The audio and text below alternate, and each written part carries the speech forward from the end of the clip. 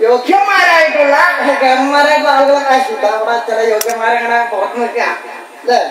ഇവിടെ ഇരിക്കാനുള്ള സ്ഥലം കിട്ടായിട്ടാണോ? അല്ല അവിടെ തന്നെ ഇരുന്ന് കൊണ്ടിട്ട് പറഞ്ഞ ചാക്കാര് ഇവിടെ കുറെ കസേരകളൊക്കെ ഒഴിഞ്ഞ് നടക്കുന്നുണ്ട്.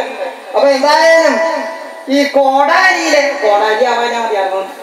അപ്പൊ കോടാലിയിലെ ഈസി ക്ലബ് ഒരുക്കുന്ന അല്ലെ, ഈസി ക്ലബിന്റെ ഒരു ഓഡിറ്റോറിയം ഉദ്ഘാടന വേദിയിലാണ് ചാക്യാര് ഇവിടെ നിൽക്കുന്നത്. എന്തായാലും ചാക്യാരെ ഈ വേദിയിലേക്ക് ക്ഷണിക്കുന്ന ചാക്യാർക്ക് അതിയായ സന്തോഷമുണ്ട്. കാരണം വേറെ ഒന്നുമില്ല, ഇത്തരത്തിലുള്ള കുടുംബ സംഗമങ്ങൾ അല്ലെ, കുടുംബ സംഗമം ഒരു കുടുംബ സംഗമ വേദിയായിട്ട് ചാക്യാർക്ക് തോന്നുന്നത്. കാരണം എന്താ, ഒരുപാട് കുടുംബങ്ങൾ ഒന്നിച്ചിട്ടുള്ള ഒരു വേദി അല്ലെ. കുടുംബം പറഞ്ഞാ ഔതാ കസേര കിടപ്പ് വരുന്നു. ഭാവിയിൽ രാഷ്ട്രീയത്തിൽ നിൽക്കാൻ പറ്റിയ സാധന. പക്ഷെ വേഷം കണ്ടിട്ട് തോന്നില്ല ആണാണോ പെണ്ണാണോ എന്നപ്പൊ ചാക്യാർക്ക് സംശയം. കാരണം ആണുങ്ങൾ പറഞ്ഞ വേഷം കണ്ടിട്ടപ്പോ ഈ പോണൊക്കെ അല്ല, അത് പറഞ്ഞിട്ട് കാര്യ പെണ്ണുങ്ങളൊക്കെ സ്ഥാനത്ത് നടക്കുന്ന വിരുദ്ധന്മാരവിടെ പുറകിലുണ്ട്. അപ്പൊ അങ്ങനെയുള്ള ഒരു കാലഘട്ടത്തിലാണ് നമ്മൾ ജീവിക്കുന്നത്. കോടാലിയാണ് പറഞ്ഞിട്ട് കാര്യമില്ല, ഈ വക കോടാലി ഒന്നും നമ്മുടെ നാട്ടിലുണ്ട്. അപ്പൊ ഈ കോടാലിയിലുള്ള ഈ കുടുംബ സംഗമം, ഈസി ക്ലബിലെ കുറെ കുടുംബങ്ങൾ, കുടുംബം പറഞ്ഞാൽ എന്താ അത് വിഷണ്ടാണോ അല്ലെ, എവിടെ ഇരുന്നാ ചോദിച്ചറിയാം. കുടുംബം പറഞ്ഞാൽ എന്താ അല്ലെ, കുടുംബം പറഞ്ഞാൽ കുറെ പച്ചക്കറി കേട്ടാണ് പോകുന്ന വീട്ടിലേക്ക് വൈകുന്നേരം ആകുമ്പോൾ രണ്ടെണ്ണം കിട്ടും അല്ലെ. കൂടുമ്പോ ഇമ്പമുള്ളത് എന്താ, അതന്നെ കുടുംബം അല്ലെ. കൂടുമ്പോ അല്ലെ, കൂടുമ്പോ ഇമ്പായി അത് നല്ല ഇമ്പ. ചിലരൊക്കെ കൂടിയിട്ടുള്ള ഇപ്പൊക്കെ ഉണ്ട്. അപ്പൊ അങ്ങനെയുള്ള കൂടുമ്പോ അല്ല, അതാ വരുന്നൊരു സാധനം. ഇതിന് ഉത്തരവാദിയായിട്ടില്ലേ? ഉണ്ട്, ചിലരൊക്കെ അപ്പുറത്തുണ്ട്. എന്തായാലും കസേര കൊണ്ട് നടക്കാൻ പഠിപ്പിച്ചല്ലോ. ഇവരൊക്കെ മന്ത്രിമാരാകേണ്ട ആൾക്കാരാ. അപ്പൊ എന്തായാലും ഈ കുടുംബ സംഗമ വേദിയിലേക്ക് ചാക്യാർ തരക്കണമൊന്നുമില്ല, ഇതാ വരുന്നു വേറെ സാധനം. അപ്പൊ ഈ കുടുംബ സംഗമം, കുടുംബം പറയുമ്പോൾ നമ്മൾ ഒരുപാട് കുടുംബങ്ങൾ ഒന്നിച്ച് നിൽക്കുക.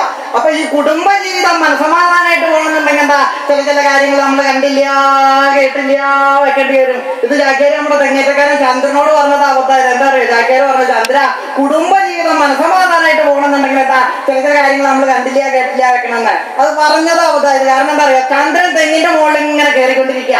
അപ്പോഴാണ് തന്റെ പ്രിയതമ തൊട്ടടുത്ത കുളത്തിൽ ഇങ്ങനെ കുളിക്കാതിരിക്കുന്ന കണ്ടപ്പോഴാണ് എന്താ അങ്ങനെ ചന്ദ്രൻ നോക്കി. എന്നിട്ട് പിന്നെയും തെങ്ങിന്റെ മുകളിൽ കയറുമ്പോഴാണ് തന്റെ പ്രിയതമ കാല് കുളിക്കോ പറഞ്ഞിട്ട് വീഴ്ച കണ്ടിട്ട് ചന്ദ്ര ഇവിടെ ഇറക്കിയൊന്നുമില്ല. പിന്നെ 16ന്റെ അന്ന് ചാക്യാര് ചോദിക്കണ്ടായി, ചന്ദ്ര തന്റെ പ്രിയതമേനെ ഒന്ന് രക്ഷിക്കാറില്ലേ, താൻ കണ്ണിന്റെ മുമ്പിൽ കണ്ട കാഴ്ചയല്ലേ എന്ന്.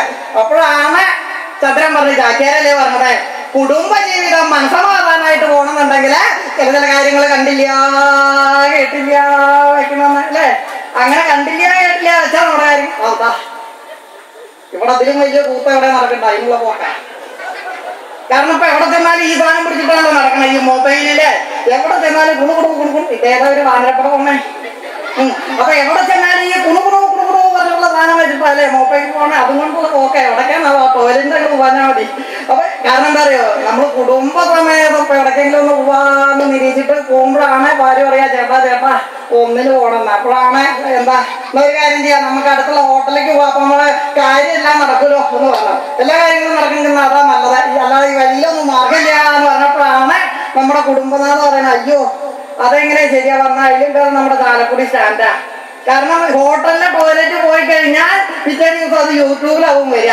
അപ്പൊ അങ്ങനെ ഈ ഒളി ക്യാമറയും കൊണ്ട് നടക്കുന്ന ബിരുദന്മാരുണ്ട് ഈ മൊബൈലൊക്കെ അവിടെയും ഇവിടെയും വെച്ചിട്ട്.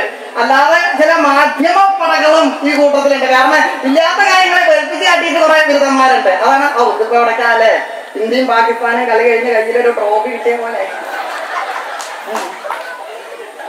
തിരക്കണമൊന്നുമില്ല. അപ്പൊ അങ്ങനെയുള്ള കുറെ കാര്യങ്ങളുണ്ട്. അപ്പൊ ഇങ്ങനെയൊക്കെ ആണെങ്കിൽ എന്താ, നമ്മളിതൊക്കെ നമ്മളെങ്ങനെ സ്വാധീനിക്കുന്നത്, നമ്മളെയൊക്കെ ചാനലുകളിലൂടെ അല്ലേ സ്വാധീനിക്കുന്നത്. കാരണം എന്താ അറിയോ, ചാക്യാര് ഇങ്ങനെ ശ്ലോകമൊക്കെ ചൊല്ലിയപ്പോ ചില കേമന്മാരെ എന്താപ്പ ചൊല്ലണ വലിയ കാര്യം പറഞ്ഞത്, അങ്ങനെ എല്ലാ കാര്യവും നിശ്ചല പാട്ടില്ല ചിലർന്നപ്പോൾ. പക്ഷെ ഈ ശ്ലോകത്തിന്റെ ഒക്കെ അർത്ഥം വല്ലതും അവിടെ പിടികിട്ടുവോ അല്ലേ? ചാക്യാര് വലിയ ശ്ലോകത്തിന്റെ അർത്ഥം അവിടെ എത്ര പേർക്ക് പിടികിട്ടി? നിശ്ചണ്ടോ? അതാ പറയണ അതിന് കുറച്ച് വേദങ്ങൾ നിശണ്ടാവണം. വേദങ്ങൾ ഏതാ, അതുമെല്ലാം കൂടെ നിശണ്ടോ? ഏതാ?